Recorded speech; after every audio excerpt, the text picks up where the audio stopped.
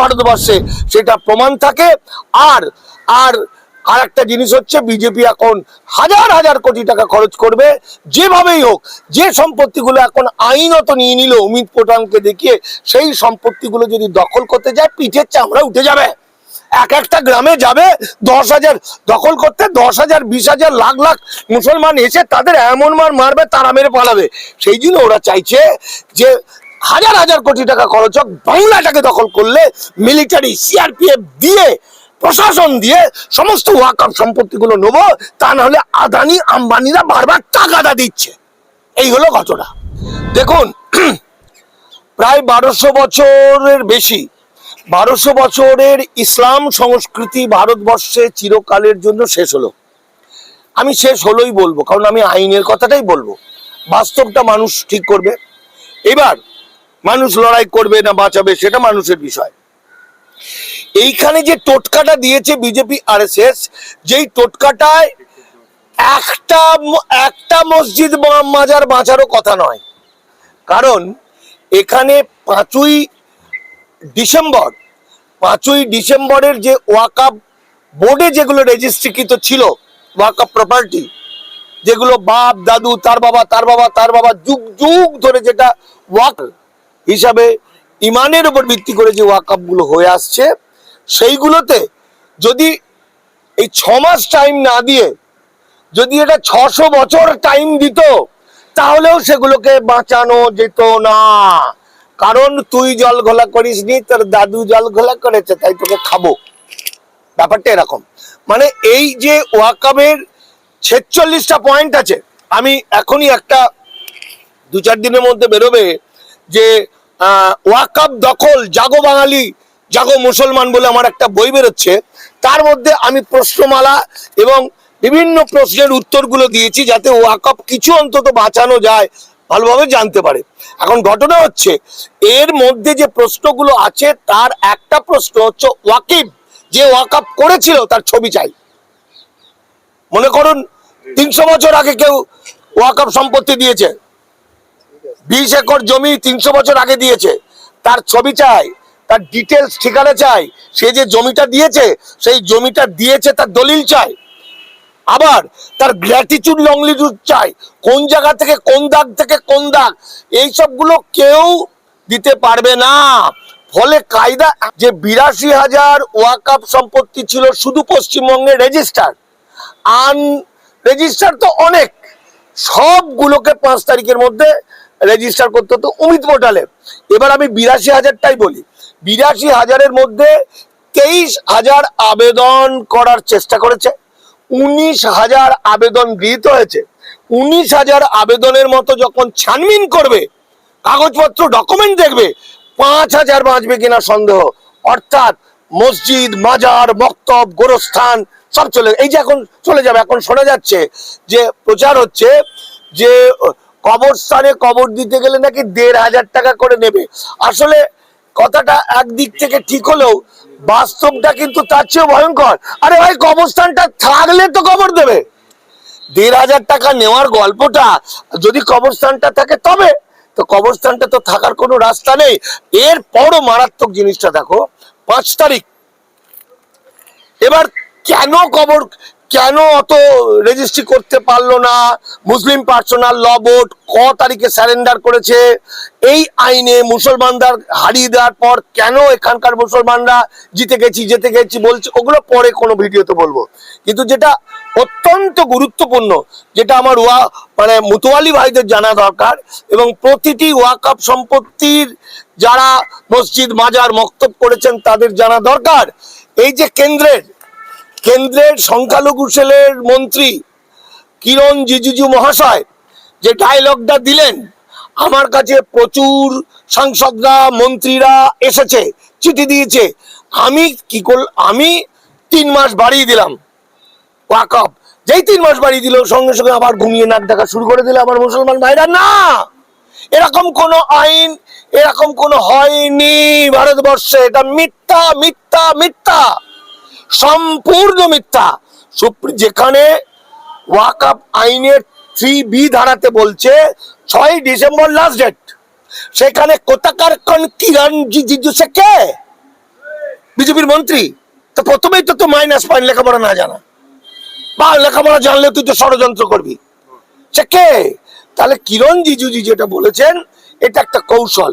পরবর্তী সময় ওই দিনই কেন্দ্রের প্রেস ইনফরমেশন ব্যুরো, যে তথ্য কেন্দ্রের সেইখানে যে রিপোর্টটা দিচ্ছে, সেই রিপোর্ট অনুযায়ী আমি কিন্তু আমার বন্ধু এই যে ওয়াকআপ নিয়ে যে সবচেয়ে বেশি সত্যি কথা বলেছিল আমার সঙ্গে, পাশাপাশি এসডিপিআই রাজ্য সেক্রেটারি ছিলেন তাইদুল ইসলাম, তাইদুলকে বললাম যে কিরণ রিজিজুর বাপের কি করে ক্ষমতা হলো সুপ্রিম কোর্টের অর্ডারটাকে করা? সুপ্রিম কোর্ট বলছে 5 তারিখ লাস্ট ডেট। তাহলে কিরণ রিজিজু যদি করে দিতে পারে তাহলে সবগুলো বাঁচিয়ে দিক। তাহলে কিরণ রিজিজু বলুক যে মুসলমানদের সব ওয়াকফ ফেরত, তা তো ক্ষমতা নেই। আসলে উনি ক্ষতি করছিলেন, মুসলমানদের ঘুম পাড়িয়ে দিলেন। বিষয়টা কি?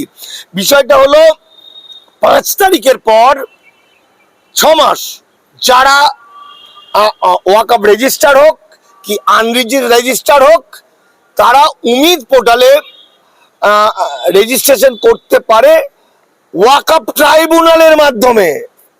অর্থাৎ ওয়াকফ কোর্টে যেতে হবে, কোর্টে গিয়ে চিঠি চাপাটি করতে হবে, টাকা পয়সা খরচা করতে হবে, মাল পানি দিতে হবে, দিয়ে উকিল ফুকিল রেখে পারমিশন নিতে হবে। এবার কিরণ রিজিজু বলছে সেটাও কতটা সঠিক সেটা আমি পরে জানতে পারবো, কোনো নোটিফিকেশন এখনো পাইনি, হলেও হতে পারে জানি না। যেখানে বলছে যে ভারতবর্ষের 10 লক্ষ মতুয়ালি যারা 5 তারিখে রেজিস্ট্রেশন করেনি, তারপরের যে টাইমটা 6 মাস, এই 6 মাসের মধ্যে তাদের আইনে কি আছে, এক জনের 20,000 টাকা ফাইন এবং 6 মাস জেল। ভয়ঙ্কর কথা। এই মুহূর্তে ছোট করে একটু কথা আপনাদের বলে দিই। আপনারা জানেন যে আমাদের যেমন মুসলিম সংস্কৃতি ধ্বংস করার জন্য কয়েকটা স্লিপার সেল এই কিছু মুসলমান নেতাকে ছেড়ে দিয়েছে সারা ভারতে, তাতেই কয়েকদিনের মধ্যে প্রায় শেষের পথে, কিন্তু জৈন এবং বৌদ্ধ ধর্মকে শেষ করতে 100-200 বছরের বেশি সময় লেগেছিল। এবং বৌদ্ধ ধর্মকে যখন শেষ করা হয়েছিল, এই ব্রাহ্মণ্যবাদী আরএসএস বিজেপির যে পূর্বসূরি হিন্দুত্ববাদীরা, সেই সময় বৌদ্ধ ভিক্ষুকদের গলা কেটে সরজু নদীতে ভাসিয়ে দিয়েছিল। বলেছিল একটা মুন্ডু আনতে পারলে তোমাকে স্বর্ণ মুদ্রা দেবো। তখন আমার এখন যেমন মুসলমানদের মধ্যে বেঈমান, হিন্দুদের মধ্যে বেঈমান, এই বেঈমানরা একটা মুন্ডু 2-3 বার করে নিয়ে আসতো। তখন ঠিক করলো না, মুন্ডু একবার নিয়ে এসে থেদলে দিতে হবে, ভেঙে দিতে হবে। তখন শুরু হলো মুন্ডুটা ভেঙে দেওয়া, যেটা পরবর্তী সময় হিন্দু পুজোতে ওই নারকেল ভাঙা প্রথাটা এসেছে। সেই সময় তারা পানিশমেন্ট দিয়েছিল মুন্ডু কেটে দেওয়া। আর যারা বৌদ্ধ ভিক্ষুকিনী ছিল, যারা সনাতন যাদের বলা হতো, সেই তাদেরকে মন্দিরগুলোতে ঢুকিয়ে দেওয়া হলো। যত বৌদ্ধ গুম্ফা ছিল সেগুলোকে তো সব কেড়ে নেওয়া হলো, পুরীর মন্দিরের মতো তো সব মন্দির বানিয়ে দেওয়া হলো, যেটা আমাদের সাউথের দিকে প্রায় সব মন্দির চাই। এই মন্দিরের মধ্যে এই ভিক্ষুকিনী মেয়েদেরকে ঢুকিয়ে রেখে ওটা দেবতার কারণে উৎসর্গ করা হলো। ওটা ব্রাহ্মণরা তাদেরকে রেপ করতো, তাদেরকে বলা হয় দেবদাসী। তাহলে তখন যে পানিশমেন্টটা ছিল, আজকে আধুনিক যুগে যখন পৃথিবীটা ছোট হয়ে গেছে, এখনো দেখুন একটা পানিশমেন্ট এসে গেল যে কার বাপ চতুর্গোষ্ঠী, তার বাবা সে আল্লাহর জন্য জমি অর্পণ করে গেছে। আজকে কি বলছে, এমন চূর্ণ দিল, যার বংশের লোককে করে গেছে সেই মুতুয়ালি ভাইকে বলছে 6 মাস জেল, বলছে 20,000 টাকা ফাইন।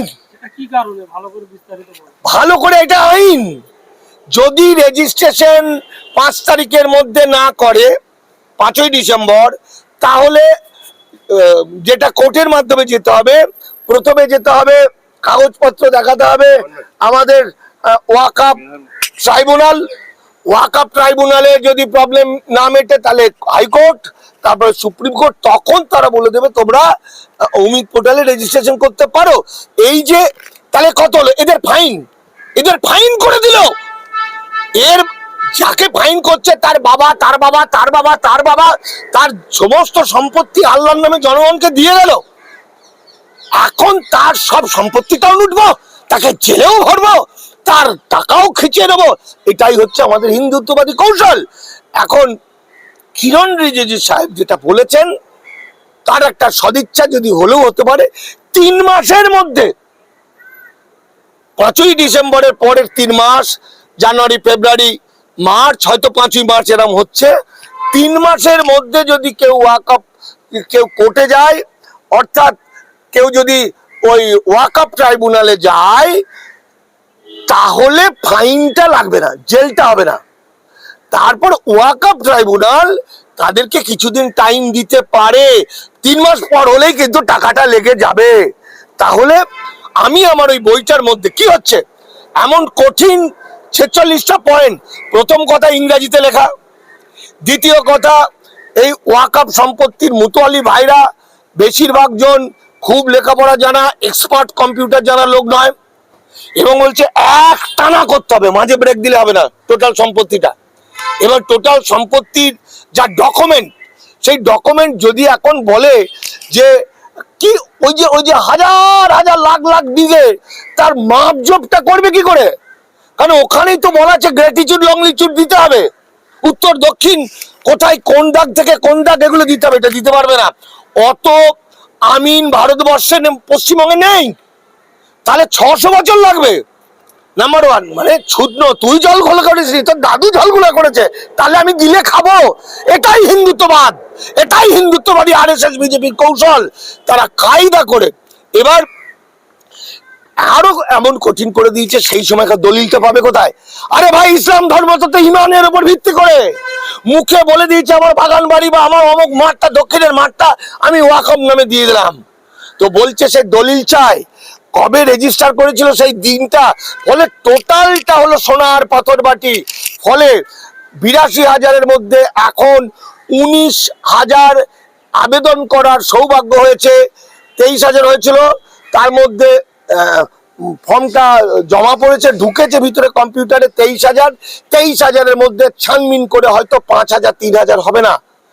আর বাকি এই কিছুদিনের মধ্যে একটা সম্পত্তি এন্ট্রি করতে গেলে তার উপর যা হ্যাজার্ডস, তার উপর যা, একদিকে তো এই কোর্ট ওই কোর্ট সেই কোর্ট, এই টাকা ওই টাকা, আমি পুরোপুরি এই 26টা। আর তাছাড়া কি, যারা এরা পয়েন্টগুলো ঢোকাচ্ছে এরা তো তার আগে প্রস্তুত নয়, তা তো কাগজপত্র সবাই নিয়ে যায়নি, অত চালাক চতুর নয়। ফলে আমি আমার এই বইটার মধ্যে দিয়ে আমি কি কি লাগছে সমস্ত আগে থেকে তাদের সাবধান করে দিচ্ছি। প্রশ্ন, যদি সেইগুলো দেখে কিছু মানুষ বাঁচলেও বাঁচতে পারে, মানুষ না, কিছু সম্পত্তি, যাতে মানে অন্তত একটা প্রমাণ হিসাবেও ইসলাম সংস্কৃতি যে ছিল